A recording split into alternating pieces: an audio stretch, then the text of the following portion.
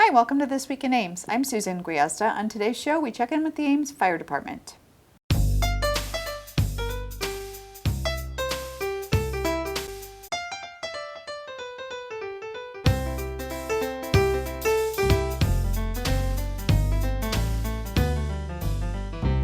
My guest today is Rich Higgins, Deputy Fire Chief with the Ames Fire Department. Rich, welcome to the show. Thanks for having me, Susan.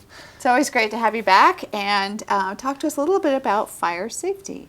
Yeah, so as we get into the cooler months of the year, it's time to start thinking about fire safety. Fire safety, obviously, we think about year-round, but especially in the month of December, we notice that that's our highest month for cooking fires. And there shouldn't be a big surprise with the holidays coming up and people in the kitchen cooking up goodies, all the good smells in the air. But we just want to remind people that, especially this time of the year, to really think about fire safety. Well, and cooking fires are unique because, of course, everybody's instinct is to throw water on a fire, but with a cooking fire, that could actually cause more problems. Yeah, absolutely, especially if you have a grease fire. Throwing water on a grease fire will actually cause the grease to come out of the pan, which means the fire is going to come out of the pan and spread into your cabinets and surrounding areas. And so whenever you have a cooking fire, the best thing you can do is obviously shut off the cooking device, whether it's a crock pot or just turning the stove off, and then put the lid back on the pot, or close the door to your oven, keep it closed, turn it off.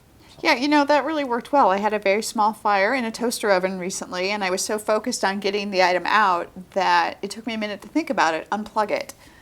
Yep, so just a simple thing of unplugging it, turning it off.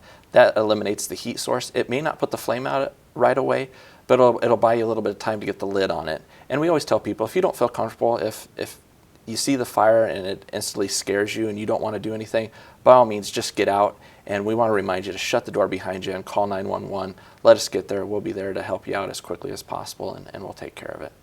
Obviously, in addition to cooking the holidays, people are doing a lot of entertaining. They are having fires in their fireplaces, burning candles, all sorts of different opportunities where if you're not careful or if you're just a little careless, you could lead to disaster. Absolutely. With December, it could be one of the busiest fire months of the year for us, with just the calls coming in for that type of thing, for people celebrating the holidays. We want to remind people that if they have a Christmas tree in their house, to keep it watered, to keep it 3 foot away from any type of heat source from your fireplace. And we also want to remind people, if they have candles, to make sure that they have a 1 foot area around the candle where nothing's going to touch it. We always remind people too, with keeping matches and lighters away from kids. If you know you're going to be doing a lot of entertaining, you'll have people at your house, it's not a bad idea to remind them where all the doors are at in the house. Once again, we're creatures of habit. We remember the first door we came in, and that's the door we'll use. But most homes have at least 2 ways out, whether it's a patio door or another door, or even a window. But it's not a bad idea to remind your guests that, hey, you can go out the patio. If something were to happen, we have a couple exits in the home. We also remind people that it's a great time of the year to check your smoke detectors. You should be checking them monthly anyway, but especially if you're going to have people in your home and doing a lot of cooking, it's a good time to check them and just make sure it's working. Yeah, you mentioned Christmas trees. Many people get their tree right around Thanksgiving. That tree, if it's a live tree, could have been in their house nearly a month by the time Christmas rolls around. It can get a little dry. Yeah, it can quickly get dry if you're not watering every day, or at least checking the water level to make sure that there's enough water in there to keep the tree from drying out. That's a good reminder too, if you have pets, to make sure that they're not getting in there and drinking up the water and keeping them out of the tree. It's also a good reminder to check your Christmas lights.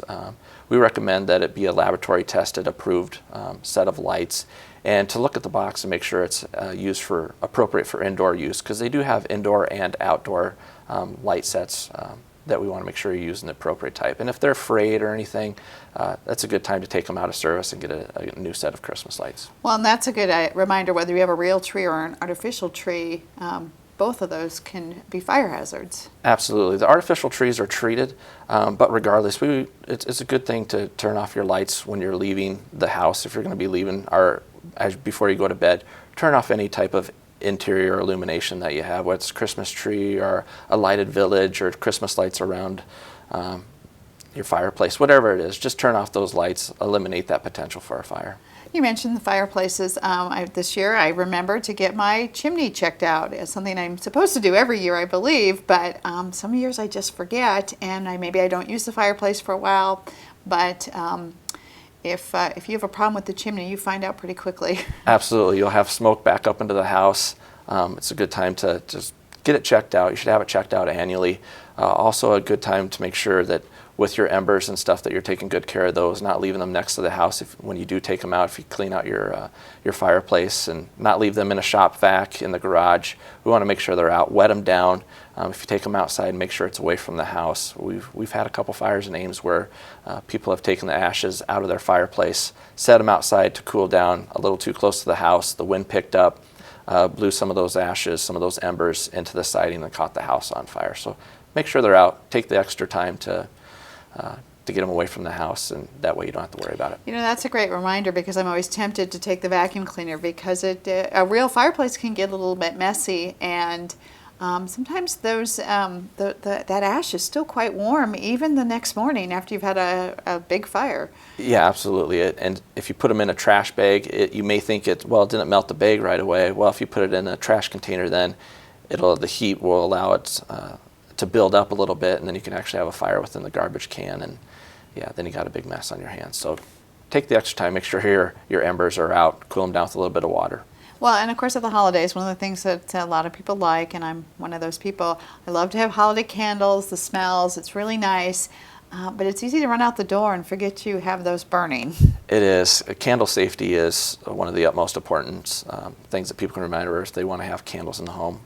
We're not anti-candle by no means. There are other options out there that are flameless candles that you can use that have no flame at all, but will actually put off a scent and provide the same illumination, the visual that you're looking for. Anytime you leave a room with a burning candle, you should blow it out. Even if you're just running to the restroom and leaving the living room area, put it out, especially with younger kids or animals. Just that temptation is there with a candle, so blow it out. You can always come back and light it when you get back in the room, but you should be in the room when you have the candle burning. Same thing goes for cooking. If you're cooking on the stovetop, you should be in the same room as the stove. Don't leave it unattended, stay with it. That's one of the best things you can do to keep your home fire safe. So you mentioned also, again, testing those smoke detectors, carbon monoxide detectors as well.